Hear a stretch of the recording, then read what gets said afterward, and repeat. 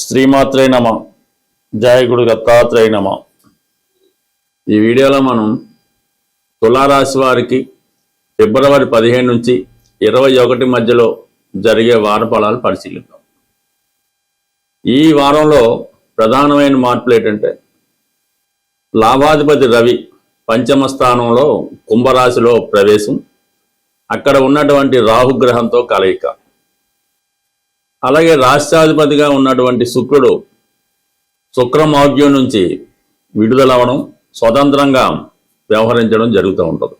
అయితే ఒక విధంగా తులారాశి వారికి రాష్ట్రాధిపతి శుక్రుడు పంచమ స్థానంలో రాహుగ్రహంతో కలియడం వల్ల ఈ రాశిలో ఉన్నటువంటి సెలబ్రిటీ రంగానికి చెందిన వారు, సినిమా, మీడియా, టీవీ రంగానికి చెందిన వారికి కొన్ని కొత్త అవకాశాలు రావడం జరుగుతూ ఉంటుంది.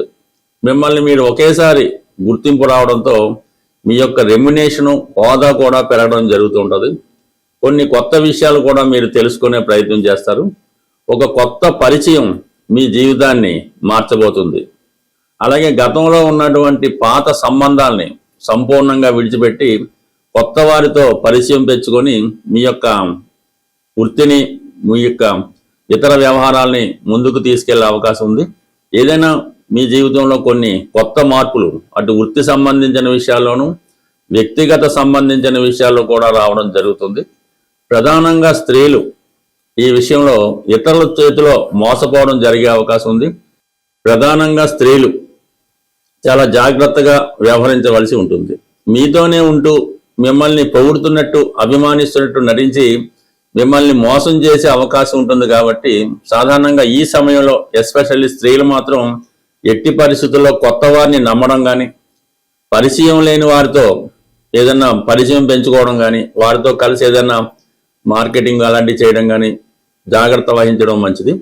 ఇక రవి 5వ స్థానంలోకి రావడం, ఎట్టి పరిస్థితుల్లో కూడా ఈ స్పెక్యులేషను, షేర్ మార్కెట్ సంబంధించిన విషయాల్లో చాలా జాగ్రత్తగా ఉండవలసి ఉంటుంది.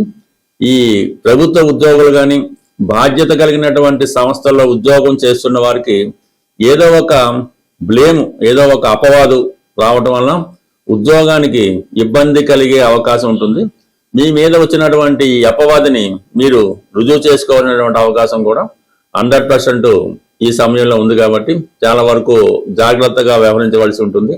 నిజాయితీగా ఉన్న మీకు ఇటువంటి అపవాదం కష్టమైనప్పుడు కూడా కొన్ని తప్పనిసరి పరిస్థితుల్లో మిమ్మల్ని మీరు రుజువు చేసుకుంటేనే ప్రస్తుతం చేస్తున్నటువంటి ఉద్యోగ సంబంధించిన విషయాల్లో కంటిన్యూ అయ్యే అవకాశం ఉంటుంది.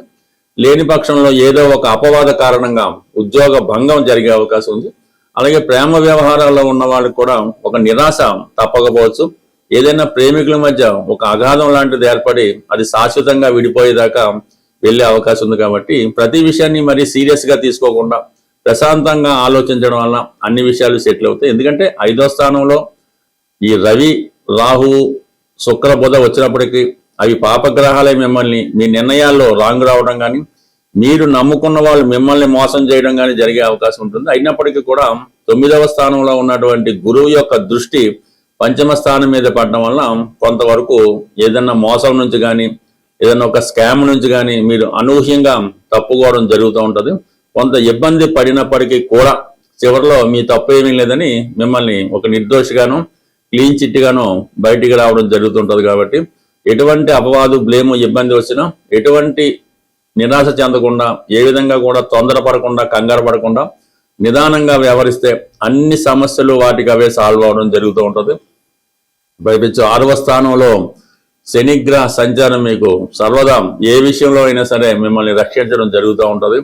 అయితే కొత్త ఉద్యోగ ప్రయత్నం చేస్తున్నప్పుడు కూడా మీరు చాలా వరకు, అంటే కొత్తగా ఎవరైతే నిరుద్యోగులు ఉద్యోగ ప్రయత్నం కొరకు చేస్తున్నారో వాళ్ళు చాలా వరకు ఈ సమయంలో సక్సెస్ అవ్వడం జరుగుతుంది. అది మరి పెద్ద స్థాయి ఉద్యోగం కాకుండా ఒక సబార్డినేట్ స్థాయిలో చిన్నపాటి ఉద్యోగం లాంటిది ఈ సమయంలో మీకు రావడం జరుగుతుంది. కొన్ని రోజుల తర్వాత మీకు అది మార్పు రావడం జరుగుతూ ఉంటుంది. 4వ స్థానంలో కుజగ్రహ సంచారం స్థిరాస్తి అమ్మే విషయంలో కానీ, కొనే విషయంలోని చాలా వరకు మీరు అనుకున్నట్టు జరిగే అవకాశం ఉంది. ఎవరైతే ప్లేస్ ఆఫ్ చేంజ్ కోరుకుంటున్నారో, కొత్త గృహ ప్రవేశం చేద్దాం అనుకుంటున్నారో, కొత్త ఇంట్లోకి మారుదాం అనుకున్న వాళ్ళకి ఇది చాలా అనుకూలమైనటువంటి సమయం.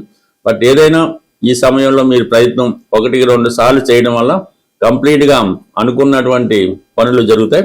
ముందు కొంత ఇబ్బంది పెట్టినప్పుడు కూడా నిదానంగా వాటికి అవే సాల్వ్ అవుతాయి. మీరు కేవలం ఓర్పుతో సహనంతో ఎదురు చూస్తుంటే భాగ్యస్థానంలో ఉన్నటువంటి గురుగ్రహ అనుగ్రహంతో భగవంతుని దయతో అన్ని పనులు మీకు శుభంగా మారడం జరుగుతుంది. ప్రతి ఒక్కరి జీవితాన్ని అంటే గ్రహాల యొక్క సమస్యల నుంచి బయటపడాలంటే కేవలం ఆ పరమేశ్వరుని యొక్క చేతిలో మాత్రమే ఉండడం జరుగుతూ ఉంటుంది. గ్రహాలు అనుకూలించాలంటే శివుని యొక్క ఆజ్ఞ కంపల్సరిగా ఉండవలసింది. అటువంటి శివుణ్ణి సులభంగా మనం ప్రసన్నం చేసుకోవడానికి మరి ఈ 15వ తారీఖున మహాశివరాత్రి పర్వదినం రాబోతుంది.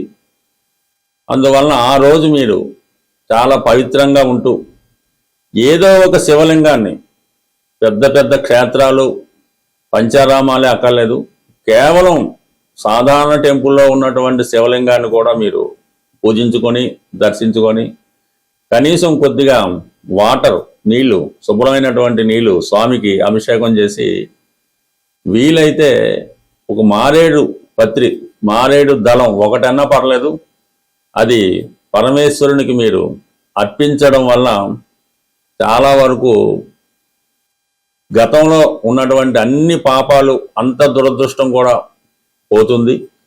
అలాగే వీలైతే ఆ శివరాత్రి రోజు ఏదో ఒక రుద్రాక్ష 6 ముఖాల 5 ముఖాల 4 ఏది అక్కర్లేదు, ఏదైనా పర్లేదు, ఆ శివలింగం దగ్గర పెట్టి అంటే కొంతవరకు అభిషేకం చేయడం. కానీ మీరు అభిషేకం చేసే జలంలో ఈ రుద్రాక్షలో 5 ముఖాలు ఈజీగా దొరుకుతాయి, ఒక 5-6 తీసుకొని వాటితో పాటు స్వామికి అభిషేకం జరిపించి ఆ రుద్రాక్షలు మీరు గృహాన్ని తెచ్చుకొని మీరు ధరించవచ్చు, ఇంట్లో మీ పిల్లలు కూడా ధరించవచ్చు.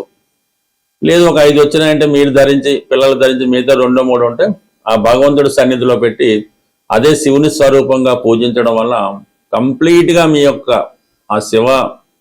ఆ రుద్రాక్ష మీ మెడలో ఉన్నంత వరకు, ఆ రుద్రాక్ష మీ పూజా మందిరంలో ఉన్నంత వరకు కంప్లీట్గా లైఫ్ లాంగ్ అంటే 1 సంవత్సరం దాకా మాత్రం గ్యారంటీ. మళ్ళీ శివరాత్రి రోజు మళ్ళీ ఆ విధంగా చేసుకోవచ్చు.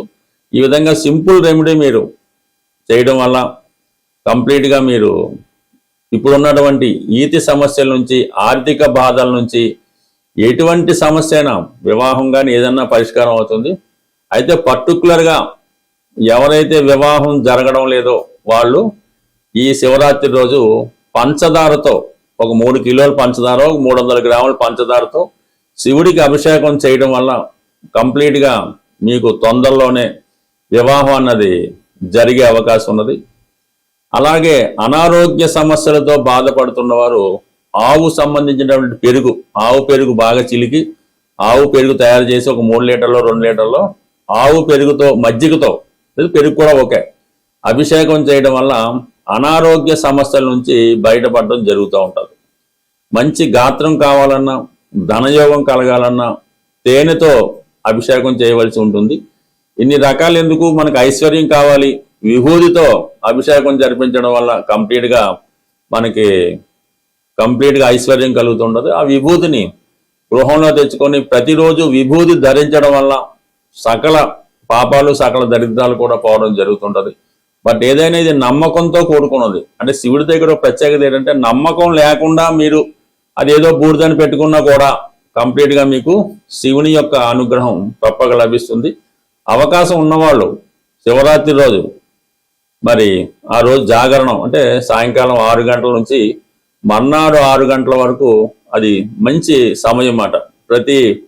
మరి అర్ధరాత్రి 12 గంటలకి లింగోద్భవం జరుగుతూ ఉంటుంది. ఆ సమయంలో చిన్న శివలింగమైనా మీ గృహంలో పెట్టుకొని అర్ధరాత్రి 12 గంటలు దాటిన తర్వాత ఆ శివునికి తేనెతోనో, పాలతోనో, పంచామృతాలతోనో, పళ్ళ రసాలతోనో అభిషేకం మీ చేతులతో మీరు ఏ మంత్రాలు అక్కర్లేదు స్వయంగా చేసుకోవడం వల్ల కంప్లీట్గా మీకు ఆ స్వామి యొక్క అనుగ్రహం లభించే అవకాశం ఉంది. ఎవరికి ఏ విధంగా అవకాశం ఉంటే ఆ విధంగా శివరాత్రి మాత్రం కంపల్సరీగా చేసుకుంటే మీ యొక్క సకల ఇబ్బందులు తొలగిపోయే అవకాశం ఉంది. కంప్లీట్గా పాటించండి. చేయకపోయినా పర్లేదు, కానీ ఆ రోజు పర్టికులర్గా ఎవరు కూడా ఏదైనా మద్యపానం చేయడం కానీ, మాంసాహారం తినడం కానీ, స్త్రీలను ఇబ్బంది పెట్టడం కానీ, శృంగార కార్యక్రమాల్లో పాల్గొనడం కానీ, అటువంటి కార్యక్రమాలకు కనీసం ఆ ఒక్క రోజన్నా దూరంగా ఉంటే మీ జీవితం ధన్యమైనట్టే. స్వస్తి.